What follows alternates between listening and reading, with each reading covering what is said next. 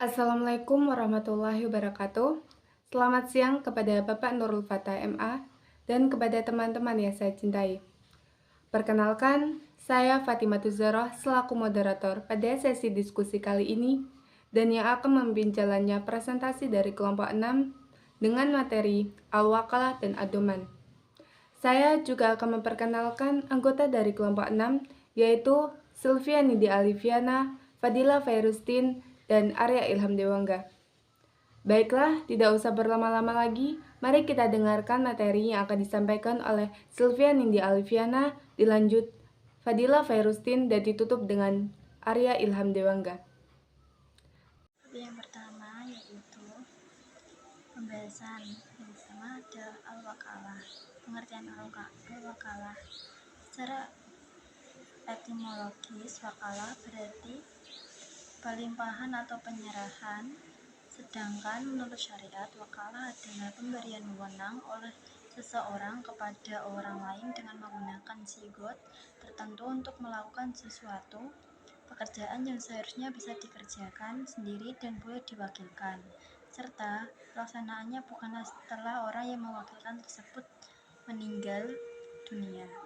Yang kedua, landasan hukum.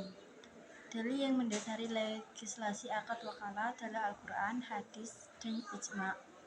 Dalam Al-Quran, Allah berfirman, Rabbukum qulu yawm ba'da yawmal labithna qalu labithum kam minhum qala bainahum yatasaalun ba'athnahum wa kadzalika minhu birizqi ya'tikum ta'aman furqa wa ful yandur madinati ila hadhihi bi fariqikum uhadakum wa ba'suli ba'tum bima u'limu uhadam bahkan yushirona wala yatalata. Artinya, dan demikianlah kami bangunkan mereka agar mereka saling bertanya di antara mereka sendiri. Berkatalah salah seorang di antara mereka, sudah berapa lama kamu berada di sini? Mereka menjawab, kita berada di sini sehari atau setengah hari. Berkata yang lain lagi, Tuhan kamu lebih mengetahui berapa lamanya kamu berada di sini. Maka suruhlah salah seorang di antara kamu untuk pergi ke kota dengan membawa uang perakmu ini, dan hendaklah dia melihat manakah makanan yang lebih baik, maka hendaklah ia membawa makanan itu untukmu, dan hendaklah ia berlaku lemah lembut, dan janganlah sekali-kali menceritakan hal tentang dirimu kepada seorang pun. Quran Surat Al-Kahfi ayat 19. Selanjutnya rukun-rukun wakalah dan syarat-syaratnya. Rukun wakalah ada 4, yaitu muwakil, muwakil fi, dan sigot. Yang pertama, muwakil. Muwakil adalah pihak yang memberikan kuasa atau melimpahkan urusannya kepada orang lain untuk melakukannya sebagai pengganti dirinya. Syarat muwakil adalah mampu dan layak untuk mengerjakan urusan yang akan diwakilkannya, sehingga jika pekerjaan itu ia lakukan sendiri, maka hukumnya sah. Yang kedua, wakil. Wakil adalah orang yang menerima kuasa atau mengambil alih urusan orang lain atau muwakil atas izin perwakilan. Syarat wakil ada 2, yaitu sah menjalankan wewenang atau tugas yang dilimpahkan kepada dirinya dan ditetapkannya sebagai wakil. Maka wakil harus menjalankan tugasnya sesuai dengan amanah yang ia terima.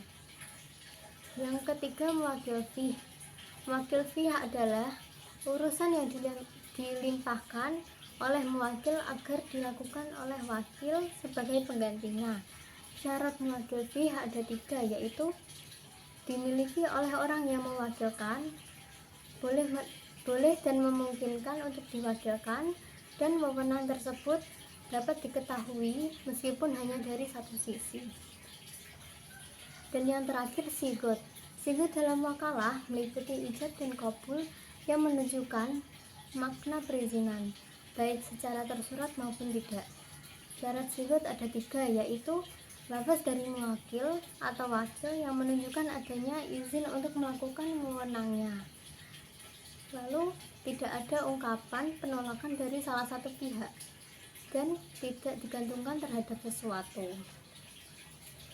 Selanjutnya, implementasi wakalah. Yang pertama, wakalah dalam pembayaran utang. Seseorang memiliki utang yang harus dibayar, namun karena alasan tertentu ia tidak bisa hadir untuk membayar hutangnya. Maka dia memberikan kuasa kepada wakil untuk membayar utangnya di bank atau kepada pihak yang diutangnya. Yang kedua, wakalah dalam pembelian barang.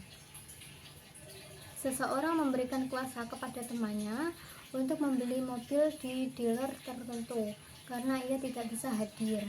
Maka teman tersebut bertindak sebagai wakil yang melakukan transaksi pembelian atas nama pemberi kuasa atau muwakil. Assalamualaikum warahmatullahi wabarakatuh. Perkenalkan, nama saya Arya Tiwangga dari kelompok 6. Di sini saya akan membahas tentang adoman.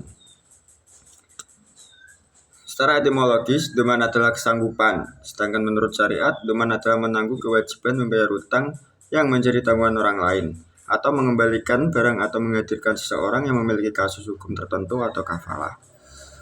Doman diperbolehkan dalam Al-Quran dan hadis. Dalam rukun, doman terbagi menjadi 5, yaitu domin, penanggung atau penjamin, madmunlah, orang yang mendapat jaminan, madmun anhu, orang yang dijamin hutangnya, hutang atau sesuatu yang dijamin, ijab qabul atau sigot. Domin atau penanggung atau penjamin. Domin adalah pihak yang menyanggupi penjaminan hutang madmun anhu. Syarat domin ada 4, yaitu 1. Layak melakukan transaksi. 2. Sukarela. 3. Mendapat izin dari orang yang dijamin atau walinya. 4. Dapat jaminan pengembalian barang. Penjamin mampu mengambil barang tersebut atau mendapat izin dari orang yang dijamin. Madmunlah. Madmunlah adalah pemilik piutang dalam tanggungan madmun anhu dan mendapat jaminan dari doman. Syarat madmunlah adalah penjamin mengetahui atau mengenali madmunlah. 3. Madmun anhu. Madmun anhu adalah pihak yang memiliki hutang pada madmunlah dan dijaminkan hutangnya oleh pihak doman. Syarat madmun anhu adalah ia mempunyai hutang. 4. Hutang atau sesuatu yang dijamin. Hutang adalah hutang madmun anhu kepada madmunlah yang menjadikan objek akad doman. Syarat hutang ada 3, yaitu adanya hutang bersifat lazim, domin mengetahui madmun dari segi jenis, kadar, sifat, dan macamnya. 5. Sigot atau ijab qabul. Sigot adalah akad doman meliputi ijab dan qabul yang menunjukkan makna kesanggupan atau komitmen baik secara eksplisit atau implisit. Contoh penerapan adoman. 1. Munjais, jaminannya ditunaikan ketika peristiwa itu terjadi. Seseorang berkata, saya jamin Subadillah sekarang. Dengan adanya kata sekarang berarti itu juga ia menunaikan. Berarti saat itu juga ia menunaikan apa yang telah diikrarkan. Oleh karena itu, ucapan yang dikeluarkan oleh penjamin menunjukkan waktu atau cara ia memenuhi jaminan itu. 2. Mu'alak, menjamin sesuatu diakidkan dengan sesuatu. Seseorang berutang kepada si Arya. Saya mengatakan kepada seseorang, kalau kamu ditagih hutang oleh si Arya, saya akan membayarnya. 3. Mu'akad, jaminan yang harus dibayar diakidkan dengan waktu tertentu. Seseorang yang mengatakan, bila kamu ditagih utang pada bulan Desember, maka aku yang akan menjamin pembayaran utangnya. Sekian dari saya, kurang lebihnya mohon maaf. Wassalamualaikum warahmatullahi wabarakatuh. Baiklah teman-teman, setelah menyimak penjelasan yang disampaikan oleh presentator kita, sekarang akan dibuka sesi tanya jawab. Silahkan, bila ada pertanyaan bisa dilanjut di WA. Tidak terasa, semua pertanyaan telah dijawab oleh presentator kita. Semoga teman-teman merasa puas dengan jawaban yang telah diberikan. Namun, bila kurang jelas, diperkenankan memperoleh penjelasan lebih lanjut kepada Bapak Nurul Fatah MA. Cukup sekian presentasi dari kelompok 6. Apabila salah tutur kata mohon dimaafkan. Wassalamualaikum warahmatullahi wabarakatuh.